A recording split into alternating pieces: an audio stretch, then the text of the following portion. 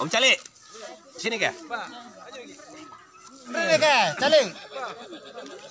Jadi ini Kak, kata itu,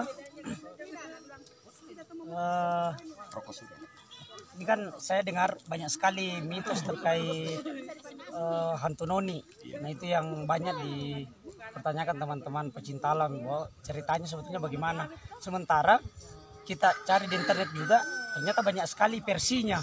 Nah kita mau tahu dari senior-senior seperti apa itu sejarahnya itu noni.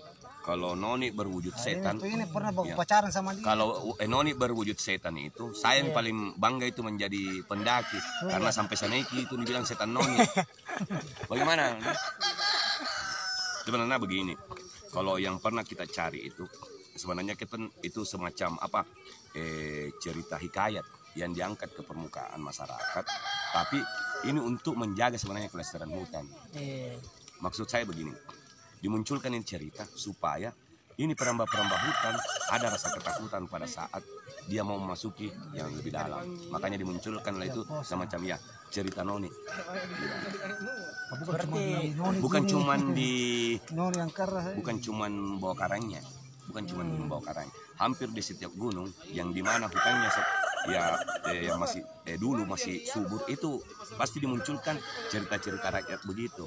Kayak macam begini, anggaplah bahwa kita orang tua di rumah itu biasanya dilarang jangan keluar maghrib, di pintu berdiri, karena banyak jangan sampai ditakutkan diambil setan. Itu ditanam di mindsetnya kita, sehingga kita tidak dengan sendirinya kita tidak berani, walaupun ada orang tua kita tidak berani. Padahal itu adalah satu semacam pesan petua yang sifatnya positif. Tapi maksudku, kenapa tiba-tiba muncul banyak versi, banyak cerita bahwa ada yang bilang ini noni turis, kemudian selingkuh ke cowoknya, akhirnya gantung diri. Kenapa tiba-tiba muncul cerita itu? Karena itu diambil dari diadopsi dari konsep cerita Romeo and Juliet. Romeo and Juliet. Itu pemikirannya. Kenapa cara satu yang muncul ini hikayat yang beginian itu diambil di Toraja.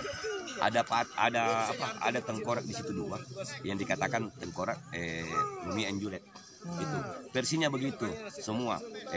Kalau dibilang bule Belanda, kenapa tidak Belanda itu noni itu bukan dikatakan bahwa semua bule, bukan cuma Belandanya, tapi semua turis. Kan Belanda dia orang dia bilang dari Inggrisnya, dari Amerikanya, dari Jepangnya selalu dikatakan orang Belanda.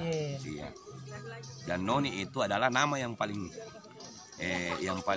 banyak dipakai untuk perempuan yang belum berkeluarga, untuk orang-orang bule. Berarti betul-betul mitos. Mitos.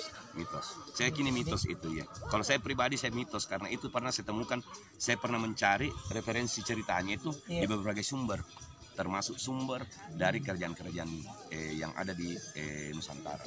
Dan hampir sama, mirip semua ceritanya. Iya. Jadi teman-teman pecinta alam, ternyata kisah noni itu sebatas mitos. Saya Kak, artinya kira-kira apa motivasi saran ke teman-teman pecinta alam ini yang baru ketika ada hal-hal cerita mistik di gunung.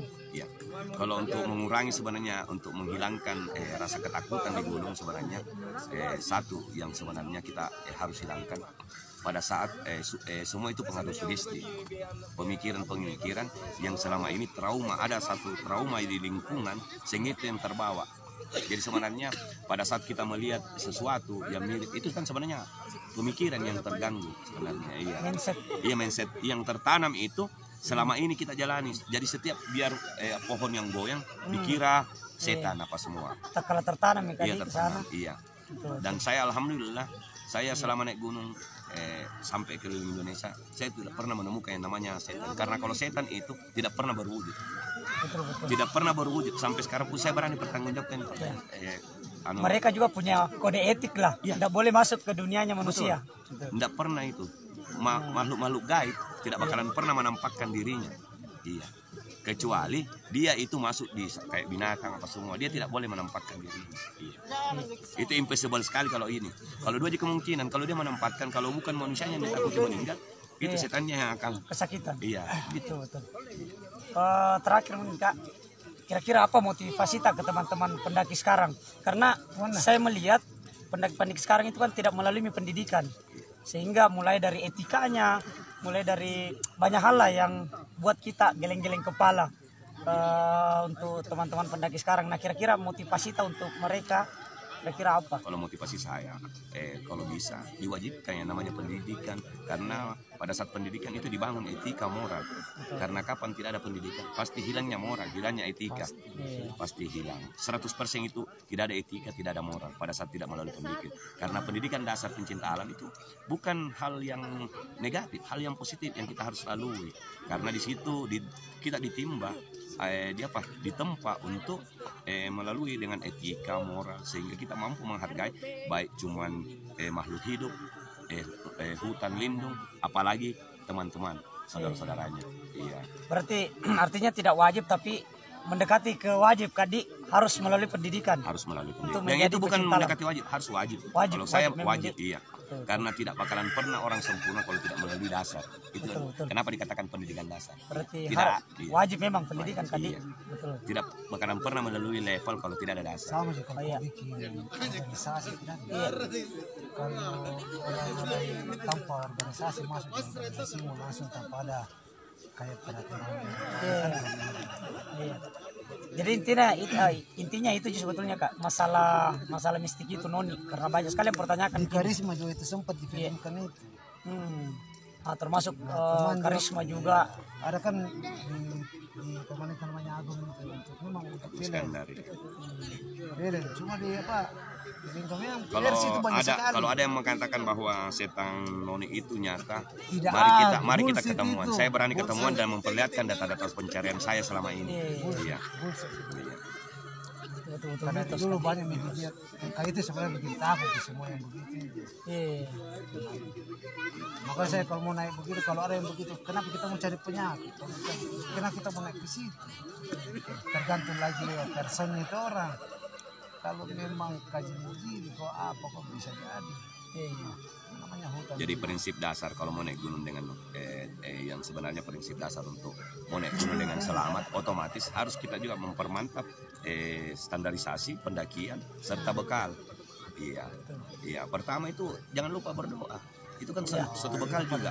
Itu bekal juga. Berdoa itu bekal menurut keyakinan masing-masing. Jadi berdoa adalah bekal juga untuk perjalanan. Iya. Ya, karena kan semua orang berharap itu berangkat dengan selamat, pulang pun dengan demikian. Ya, jadi hal-hal kecil itu adalah sebenarnya cuman kendala-kendala kecil, dan insya Allah pada saat Anda safety untuk melakukan perjalanan ini, insya Allah juga akan selamat safety sampai kembali. Itu tidak seberapa Noni yang Pasaran Jaya sama dulu. Pasaran Jaya, saya 2 hari 2 malam hilang di situ.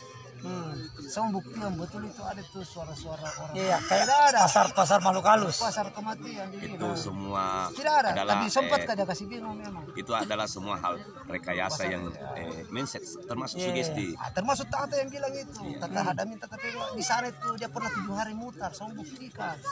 Karisma masuk di situ.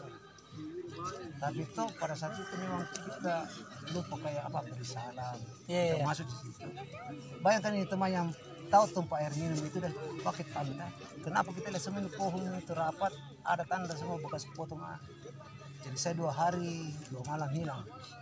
Saya 5 orang, sisa 2 saya bisa jalan sama teman itu sudah meninggal detik. Ini yang 3 semua itu di pohon besar itu tempat babi saya simpan. Tapi saya tidak pernah dengar itu.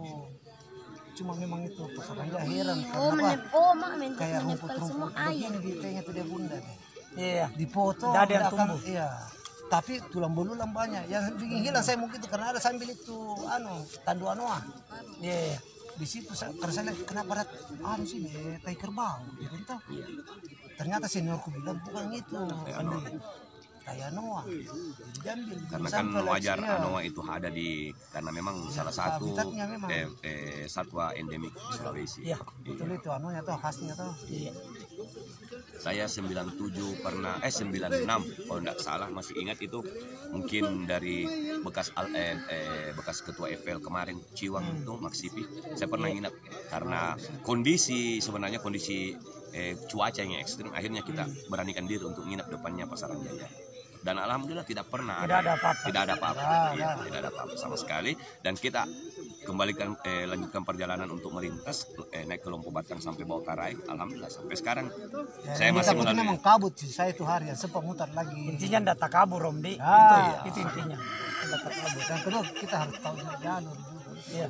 Iya. Kalau tidak pernah juga datang ke sana, kamu mau lewat mana? Karena dua di situ jalur nasionalisme itu yang lebih ekstrim itu.